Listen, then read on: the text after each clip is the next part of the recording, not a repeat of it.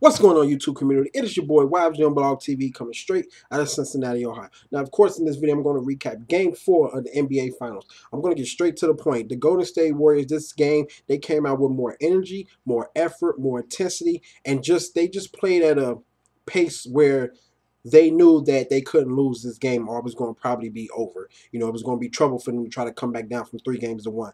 They was going after it. They was playing tougher defense. They was being just aggressive on offense. They was playing their style of basketball, you know, up in the tempo, you know, just pushing the pace, not letting the Cavs dictate the pace of this game.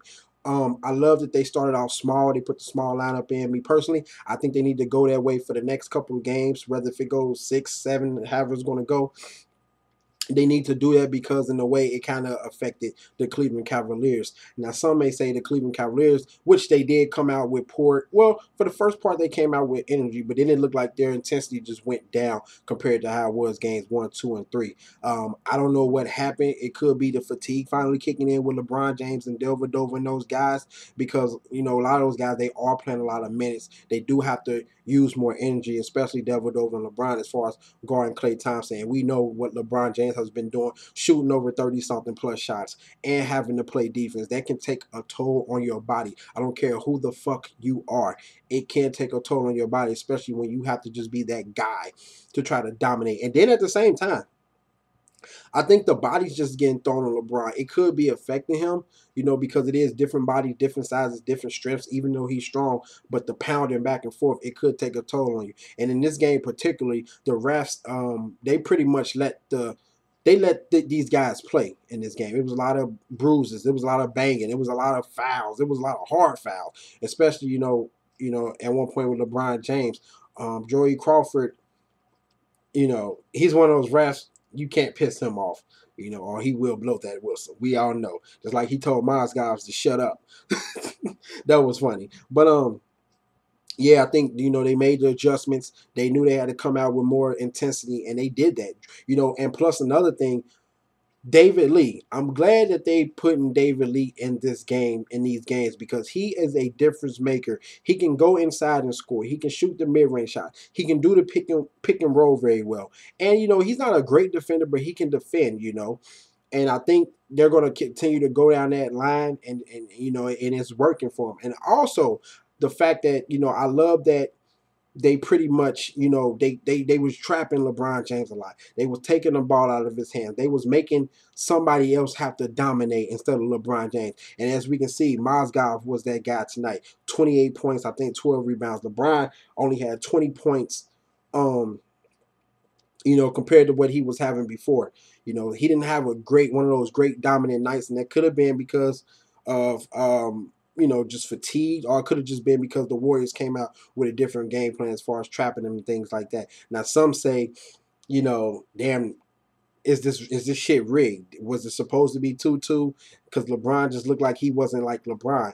I don't know, man. I think LeBron just, it could be fatigued, or it could just be the different looks that the Warriors play, and they just couldn't keep up. See, if you play the Cleveland Cavaliers pace, it's going to be the Cleveland Cavaliers pace. But if the Warriors play their pace, now they're going to make the Cavs run. They're going to make them run. You know, they're going to have to go through more screens and things like that. And that's what they was doing as far as also trying to get Stephen Curry going. Now, Stephen Curry, you know, he did have a better game.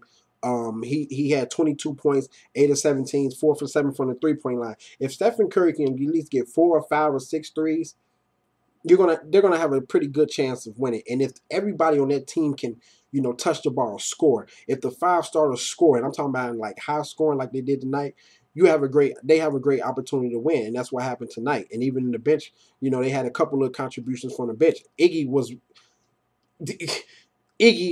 well, I think Iggy, you know, he had a hell of a game. He had 22 points. He was pretty much also the other guy that got going for the you know, the Golden State Warriors.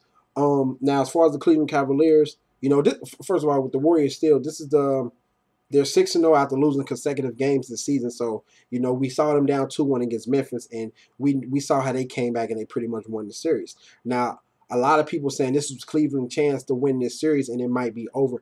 I'm not jumping the gun yet, but I will say this. If the Warriors continue to play like how they played tonight, and, you know, even though they kind of they kind of slacked off, a little bit in the second half and was giving the Cleveland Cavaliers life, the series may be over because Game 5 is going to be crazy Sunday.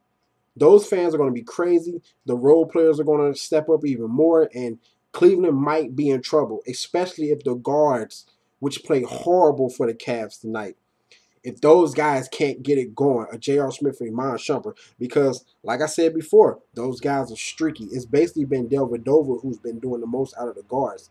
It hasn't been a game yet where all three guards has been, pretty much over double digits in points. So this night it was Mozgov, and LeBron with his contributions. But the guards tonight, they didn't play well. They didn't shoot the ball well. J.R. Smith continued to, not shoot the ball well. Iman Shumpert, you're only going to get so many buckets from those guys. It's like you just don't know what you're going to get from them. Now, even though the Cleveland Cavaliers was at home, it was just a different game, as you can see. The Cavs are 7-2 at home in this postseason. They're 27-3 in their last 30 home games. So, it can happen, but it's the finals at the end of the day. I knew that the Golden State Warriors was going to come back and bounce back from this game. Now, hopefully they have some momentum going into Game 5 Sunday. We just have to see. I hate that it's 2 days off, but it is what it is. Like I said before, the Warriors, they did some smart things. They adjusted their lineup, starting Andre Iguodala in place of Andrew Bogut, who can guard LeBron James well, and it just helped out. They started him for the first time this season. This dude started 780-something damn times. But since he's been at the Warriors, of course, he comes off the bench, he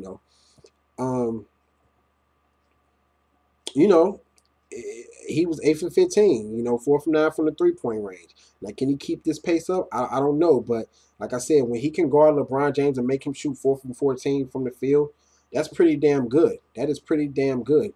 The Warriors are plus 32 when Iguodala is on the court and minus 10 when he's on the bench. So, like I said, Game 4, they may want to continue starting him. And, of course, the Warriors, they got a huge game from Draymond Green. Draymond Green finally woke up. He finally wasn't tentative, scared. He was shooting. Even though he was, he was 6-11 from the field this game, and he scored 17 points. Previous games, he was 4 for 17 from the field, a total of 17 points from game 2 and 3, And like I said, for the Cavs, they didn't really have no help from J.R. Smith, Iman Shumpert, Dellavedova, James Jones. They combined 6 of 38 from the field. Smith was 2 for 12 and 0 for 8 for 3-point range. This is why I say sometimes you can't just always live by the 3-pointer. You have to do other things. And a lot of those guys, that's all they're known for. If you really look at J.R. Smith's game, he can go to the basket and attack the basket, but he rarely do it. He mainly shoot the threes. But, of course, we all know going to Game 5, the Game 5 winner of a tie-NBA series, they usually go on to win the series 71% of this time. The home team is 9 for 9 in Game 5 when the series is tied 2 for 2. So Golden State, they have something very, very to look forward to. They continue this game plan. Don't let LeBron James take over the game or dictate the game. Make those other guys try to win the game. And just, do well, do well, and I think they can win this game. Now, Game 5. Now, as far as the Cleveland Cavaliers, all they can do is just pretty much probably, you just have to hope that the shots fall, because they're pretty much doing what they're doing. They've been playing their game. Golden State haven't played their game until tonight. So, I will say this: they probably can try to trap Stephen Curry, but then you have to worry about those other guys. I would just continue to let Dellavedova guard Stephen Curry and just make him work like it's pretty much been working. Don't go into trapping, because if you do those, you're going to leave a Klay Thompson open. You're going to leave some shooters open. So I'm looking forward to Game 5. It should be interesting. It's tied up 2-2. This was one of the largest road wins for a team in the finals. It was Spurs 21 points, then the Warriors with 21 points, 72 Knicks, 22 points, 96 Bulls, 22 points. 81 Celtics, 23 points. So it should be very, very interesting. Like I said, Game 5. But anyway, guys, I'm about to get out of here. Tell me something about the game. Do you think this series is over, or is it just getting started again? Comment, subscribe, favorite, like, share. Check out my previous videos. Hit me up on Twitter, Facebook, Instagram, and I'm out. Deuces.